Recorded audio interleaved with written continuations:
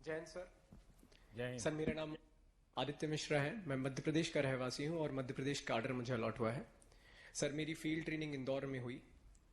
Sir मैं अपने field experience को खाकी वर्दी जो इसको हम बड़े गर्व से पहनते हैं उससे जोड़ के देखता हूँ। सर मैंने एक बड़ी अहम चीज़ सीखी कि ये सिर्फ एक कोई भव्य परिधान नहीं है, परंतु अपने साथ जिम्मेदारियां और उत्तरदायित्व भी लेके आता है। सर कोरोना एक ऐसी असाधारण चुनौती थी जिसने हमें भी और बाकी सभी फ्रंटलाइन वॉरियर्स को एक काफ़ी बड़ी चुनौती दी। सर मैं खुद भी संक्रमित हुआ और बहुत शुरुआत के दिनों में, और भाग्यशाली रहा कि सकुशल वापस आ पाया। सर मेरे फोर्स के कई लोग ऐसे थे हमारे जो इतने भाग्यशाली नहीं थे, ना अपने घर लौट पाए।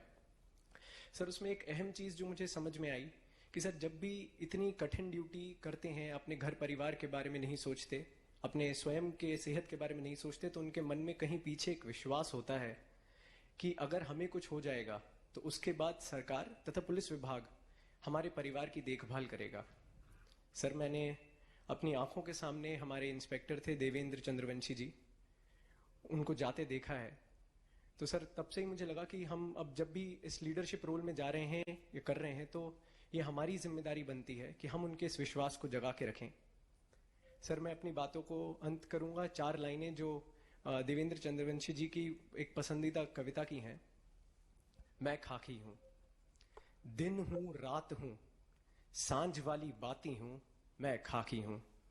होली में रमजान में, होली में रमजान में देश के सम्मान में अडिग कर्तव्यों की अविचल परिपाटी हूं, मैं खाकी हूं।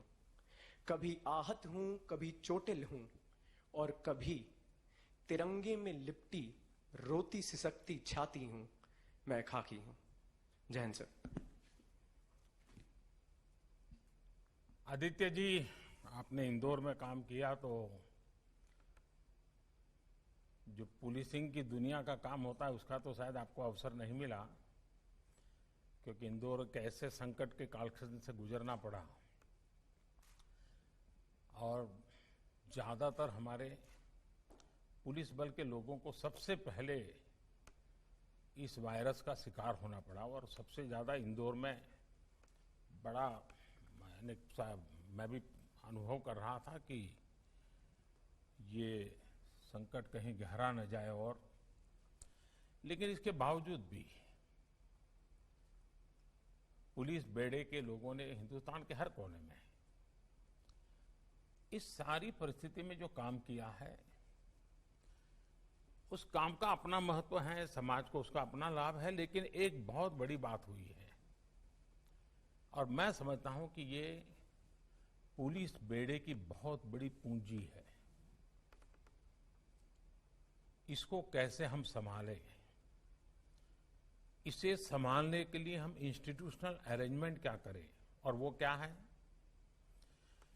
हिंदुस्तान के सामान्य मानवी के मन में पुलिस मतलब डंडा, पुलिस मतलब तू मैं, पुलिस मतलब जुल्म, ये बाय एंड लार्ज छवि बन चुकी थी। इसका मतलब ये नहीं कि समय समय पर पुलिस ने मानवता के काम नहीं किए हैं। और मैं तो मानता हूं कि शायद हर पुलिस थाने में डेली 5-10 काम तो ऐसे होते ही होंगे जो मानवता की दृष्टि से बहुत अहमियत रखते हैं। लेकिन इसका कभी कलेक्टिव इंपैक्ट समाज जीवन पे आया नहीं। छुटपुट घटनाएं बनी रही। कोरोना के कालखंड में देश के हर कोने में खाकी वर्दी के लोग जब गीत गाते हैं, गीतों के द्वारा लोगों को शिक्षित करने का प्रयास करते हैं, खाकी वर्दी के लोग फुटपाथ पर बैठे हुए लोगों को खाना पहुंचा रहे हैं, पानी पहुंचा रहे हैं, खुद रिस्क लेकर के कोरोना के मरीज को ले जाते हैं, ये दृश्य देश ने देखे हैं। एक मानवीय चेहरा हमारी खाकी वर्दी का लोगों के मन में स्थिर हो चुका है। अब हम लोगों का जिम्मा है कि कोरोना वायरस के संकट के काल में भी जिस प्रकार से खाकी वर्दी का जो भीतर पड़ा हुआ मानवता का अंश था, जो कभी कभी टुकड़ों में दिखता था, वो एक संगठित स्वरूप में नजर आया है। ये बहुत बड़ी पूंजी है। मैं तो चाहूंगा कि हर पुलिस थाने में, वहां की स्कूलों के माध्यम से, कि कोरोना के कालखंड में हमारे इलाके के पुलिस के लोगों ने कैसे मदद की, हस्तलिखित अंक तैयार करें, थाने को आकर के भेंट दें। आप देखिए ये विरासत बन जाएगी और देश भर के हर पुलिस थाने से वहां पर कोरोना काल में मानवता के जो काम हुए हैं उसको अगर हम लिख लें, फिर उसको ऑनलाइन व्यवस्था करें, आप देखिए ये एक आपकी बहुत बड़ी अमानत बन जाएगी। और फिर पुलिस विभाग में पुराने लोग होंगे, वो भी, जो नई पीढ़ी होगी वो भी, और भविष्य की पीढ़ी होगी भी, उसको भी लगेगा कि मानवीय व्यवहार की ताकत बहुत बड़ी होती है। और मुझे विश्वास है कि इस कोरोना कालखंड में आप लोग, क्योंकि उसी समय आपको फील्ड में जाने का मौका मिला, लेकिन आपके सामने वही काम रहा। आप उसमें से जो अच्छी बातें हैं लोगों को पहुंचाएंगे, और खाकी के प्रति गर्व होना ये बहुत अनिवार्य है। खाकी से रौब नहीं, खाकी से गर्व होना चाहिए। खाकी के सम्मान को मैं कभी झुकने नहीं दूंगा। जितना भाव मेरे मन में तिरंगे के प्रति होता है, वैसा ही भाव मेरे भीतर मेरे यूनिफॉर्म के लिए भी होना चाहिए। और ये आप देखिए इतनी बड़ी ताकत बन जाएगा, तो मेरी आप सबको इस विषय में तो बहुत शुभकामनाएं रहेगी। जय हिंद सर। जय हिंद। सर, मेरा नाम तनुश्री है और मुझे जम्मू एवं कश्मीर का ऑर्डर एलोकेट हुआ है। मेरी district practical training sir Srinagar में हुई थी। इंटेलिजेंस और फोर्सेस का यूज करते हुए पुलिस कैसे आतंकवादी गतिविधियों से लड़कर देश की सुरक्षा में कार्य कर रही है, इस बात का प्रत्यक्ष प्रमाण मुझे मिला देखने को। वहां पे सर काउंटर टेररिस्ट ऑपरेशन में भी पार्ट लेने का मौका मिला मुझे। सिक्योरिटी फोर्सेस सर एक जुनैद सहराई नामक आतंकवादी को काफी लंबे समय से पकड़ने का प्रयास कर रही थी। जुनैद हिजबुल मुजाहिदीन में कमांडर था और वैली में रिक्रूटमेंट का कार्यभार संभालता था। सर 18 मई को जम्मू कश्मीर पुलिस के स्पेशल ऑपरेशन ग्रुप को यह खबर मिली कि वो अपने एक आतंकी साथी के साथ किसी समर्थक के घर पे था। तो तुरंत ही पुलिस, एसओजी और सीआरपीएफ की एक टीम ने योजना बनाकर घर को घेरा और आतंकियों को पकड़ने की कोशिश की। जैसे ही सर हम घर के अंदर गए, आतंकियों ने हमारे ऊपर फायरिंग शुरू की, जिसमें हमारा एक जवान भी घायल हो गया। सर पर्सनली मेरे लिए काफी भयभीत करने वाला क्षण था, बट जैसा कि हमारे जवान और टीम ने साहस दिखाया, ना कि सिर्फ घायल जवान को सुरक्षित स्थान पे पहुंचाया, बल्कि ऑपरेशन को तब तक चालू रखा जब तक हमने दोनों टेररिस्ट को न्यूट्रलाइज नहीं किया। सर चूंकि यह घर शहरी जगह पे स्थित था, इसीलिए पुलिस को काफी और कठिनाइयों का भी सामना करना पड़ा, जैसे आमजन की रक्षा और कोई लॉ एंड ऑर्डर की सिचुएशन और ना डेवलप हो सके, इसका भी ख्याल रखना। सर मुझे पहली बार मानवीय चेहरा का भी देखने को मिला मौका पुलिस का, क्योंकि जहां पे एक टीम ऑपरेशन देख रही थी, वहीं दूसरी टीम सर निर्दोष व्यक्तियों को, जिसमें महिलाएं, बच्चे और वृद्ध शामिल थे, उनको सुरक्षित स्थान पे ले जा रही थी, और एक दूसरी टीम पत्थरबाजों से भी निपट रही थी। सर मेरे लिए यह पुनः पुष्टि हुई थी कि देश की आंतरिक सुरक्षा और निर्दोष व्यक्ति की सुरक्षा में अगर एक पुलिसकर्मी को अपनी जान की भी बाजी लगानी पड़े, तो यह हमारे लिए प्राथमिकता होती है। तनुश्री, आप मूल कहाँ से हैं? सर मैं बिहार से हूँ सर। और पढ़ाई क्या हुई आपकी? सर मैंने निफ्ट गांधीनगर से टेक्सटाइल डिजाइन में स्नातक किया। आप भी गुजरात में जाकर के आई हो? Yes sir. तो ये टेक्सटाइल और टेरर कैसे गुजारा करोगी? सर ट्रेनिंग अच्छी मिली है सर, कर लूंगी। देखिए, टेक्सटाइल में धागे जोड़ने होते हैं और टेरर में धागे खोलने होते हैं, तो बहुत ही तो अलग अलग पहलू के काम करने पड़ेंगे आपको। Yes sir. चलिए, मैं थोड़ा पुलिसिंग के सिवाय अब मेरा मन करता है मैं आपसे बात करूं। ये ठीक है कि जो हम रोज अखबार में पढ़ते हैं, लगातार टेरर की घटनाएं, वही मेन न्यूज होते हैं। इसके सिवाय भी इस पूरे क्षेत्र की विशेषता है, चाहे जम्मू हो, लद्दाख हो, बेली हो, करगिल हो। और मेरा सौभाग्य रहा है कि मुझे काफी समय वहां काम करने का मौका मिला है किसी समय। सचमुच में बहुत ही अच्छे लोग हैं, बहुत ही प्यारे लोग हैं। और मुझे विश्वास है कि हम सबके प्रयासों से उनकी जो खुशनुमा जिंदगी है वो हम वापस ले पाएंगे। लेकिन आपने टेक्सटाइल किया हुआ है और कश्मीर की ये ताकत है, कश्मीर की विशेष ताकत है। आप बैठिए तनुश्री, आप बैठिए।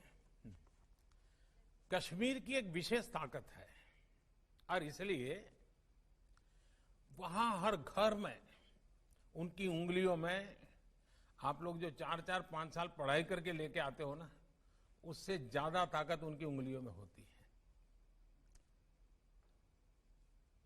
जिस प्रकार के शॉल वगैरह वो हाथ से बनाते हैं, टेक्सटाइल का काम जो वहां होता है वो अद्भुत है। आप पुलिसिंग के समय भी महीने में अगर आपको 2 दिन, 3 दिन, 4 दिन भी अगर छुट्टी मिलती है, मैं आपसे आग्रह करूंगा कि जहां की आपकी ड्यूटी लगे, आप वहां की जो बहनें हैं उनके छोटे छोटे समूह बनाइए, 10-10 का, 5-5 का, 10 का, 15 का। और जिनके पास रूटीन में वो टेक्सटाइल से संबंधित कुछ न कुछ काम करते हैं, आप एक एक्स्ट्रा एक्टिविटी के रूप में यूनिफॉर्म के सिवाय उनके साथ घुल मिल करके ऐसे 5, 7, 10 ग्रुप बना दीजिए, जैसी आपकी क्षमता। और जो आपके टेक्सटाइल के अनुभव है और वे परंपरागत रूप से जिस टेक्सटाइल, इन दोनों को जोड़ने का प्रयास कीजिए। उनको मॉडर्न डिजाइनिंग सिखाइए। आप देखिए, आपकी पुलिसिंग की ताकत में भी ये बहुत बड़ी ताकत बन जाएगी। तो मैं आपको तो बिल्कुल दूसरे रास्ते का काम दे रहा हूं, क्योंकि सचमुच में आप उनसे जुड़ेंगे, क्योंकि मैं बहुत जुड़ा हूं इन लोगों से। कभी आपको अद्भुत अनुभव होगा। इतने प्यारे लोग हैं, इतने प्यार से रखते हैं और उनमें कुछ न कुछ नया करने की, सीखने की ताकत होती है। तो आप जरूर उस पर बल दीजिए और हम लोग सामूहिक प्रयत्न से जो बच्चे गलत रास्ते पर चले जाते हैं उनको पहले से ही रोकने की दिशा में अब हमें काम करना है। और वो काम महिला पुलिस अफसरों से बहुत अच्छा हो सकता है। उन बच्चों को वापस लेने में, उनकी माताओं को समझाने में बहुत बड़ा काम हमारी विमेन फोर्स कर सकती है। मुझे विश्वास है कि आप उस प्रकार का नेतृत्व दोगी और गलत रास्ते पर जाने से पहले ही बच्चों को बचा ले, उसी दिशा में हम काम कर लेंगे तो शायद बहुत बड़ी सेवा होगी। तो तनुश्री, मेरी आपको शुभकामनाएं हैं और गांधीनगर से आपने जो पाया है वो जरूर वहां पर भी रंग लाएगा। Thank you sir. जय हिंद सर। जय हिंद भैया। सर, मेरा नाम पार्थप्रतिम दास है। मैं जोरहाट डिस्ट्रिक्ट असम से रहने वाला हूँ। मुझे असम मेघालय कैडर एलोकेट हुआ है। मैंने कंप्यूटर इंजीनियरिंग एनआईटी सूरत से किया है। फेज 1 के ट्रेनिंग के बाद मैंने डिब्रूगढ़ डिस्ट्रिक्ट में अपनी डिस्ट्रिक्ट प्रैक्टिकल ट्रेनिंग खत्म की है। और कोरोना आउटब्रेक के बाद सर, जब भारत सरकार ने मूवमेंट ऑफ स्ट्रैंडेड पैसेंजर्स का गाइडलाइंस निकाला था, तब मुझे डिप्यूट किया गया था कोकराझार में, आसाम बंगाल बॉर्डर में, लोगों के मूवमेंट को मैनेज करने के लिए। तब सर, जो रजिस्ट्रेशन प्रोसेस और जो व्हीकल्स आती थी उनका रजिस्ट्रेशन हम करते थे और एक डेटाबेस हमने बनाया था गुवाहाटी में, ताकि लोगों का ट्रेसिंग हो सके। सर, वहाँ पे कुछ चैलेंजेस जो हमने फेस किए हैं, लोग हज़ारों किलोमीटर साइकिल से चल के वहाँ आते थे, तो वहाँ पे हमने काफ़ी अच्छी सर्विस प्रोवाइड की थी, लोगों को खाना पहुँचाया था। जो चल के आए थे उनको बसेस में रेस्पेक्टिव रीजनल स्क्रीनिंग सेंटर्स में हमने भेजा था। और सर उस वक्त पुलिस वालों को भी काफ़ी अच्छे से ब्रीफ करना पड़ा था, क्योंकि हम खुद भी इन्फेक्ट हो सकते थे, बल्कि कुछ लोग वहाँ से इन्फेक्ट हुए भी थे सर। और सर ये जो लोग आए थे, कुछ लोग स्टूडेंट्स भी थे जो 1 महीने के से ज़्यादा फंस चुके थे लॉकडाउन के वजह से, सब घर वापस आ रहे थे। एक बहुत अच्छा सेटिस्फेक्शन मिला सर कि स्टार्ट ऑफ द करियर में मुझे ऐसा मौका मिला। और सर ये एक पूरा टीम एफर्ट है जिसमें ड्राइवर्स, कांस्टेबल्स, होमगार्ड्स सबका इक्वल कंट्रीब्यूशन था। सबने दिल खोल के लोगों को हेल्प किया जो तनाव में थे, मुश्किल में थे। और सर ये एक हम एज ए 71 आवर बैच आपको सर एश्योर करते हैं कि आने वाले टाइम में भी हम सर ऐसे ही ड्यूटी करते रहेंगे सर। क्या शुभ नाम बताया आपका? सर पार्थ प्रतिम दास सर। दास सूरत में कितना समय रहे?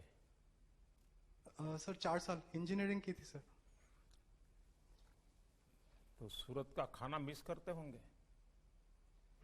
Yes sir, vada pav sir miss करता हूँ। आसाम और सूरत की कॉमन चीज पता है क्या है?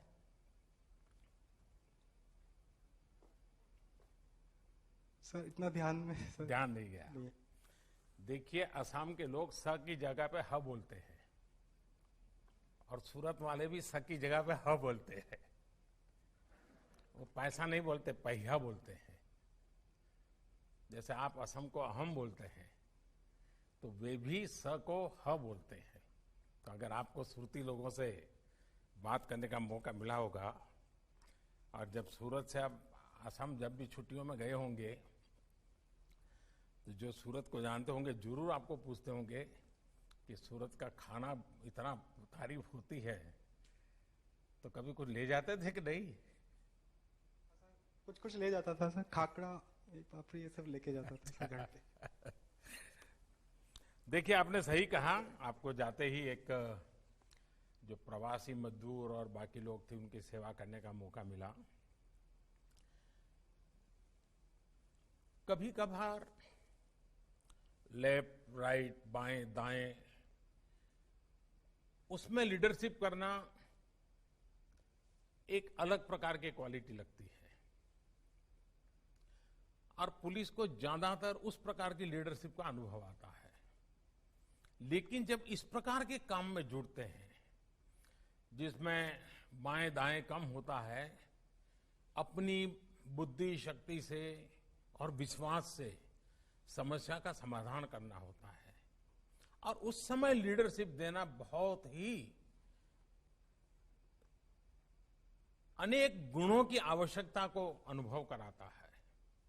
और इसलिए मेरा पक्का विश्वास है कि संकट के कालखंड में आपको जाने का जो मौका मिला है, सामान्य स्थिति में गए होते तो आप थाना, ड्यूटी, एफआईआर, कानून, इश्यूज, इसी में उलझ जाते।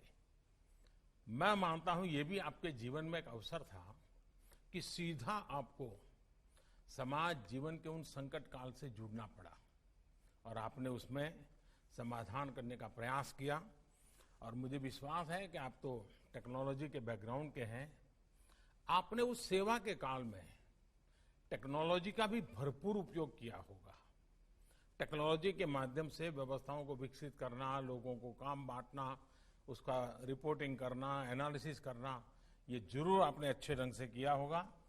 तो अब आसाम की सेवा और सूरत का रंग भर करके आगे बढ़िए आप। बहुत शुभकामनाएं दास। Thank you.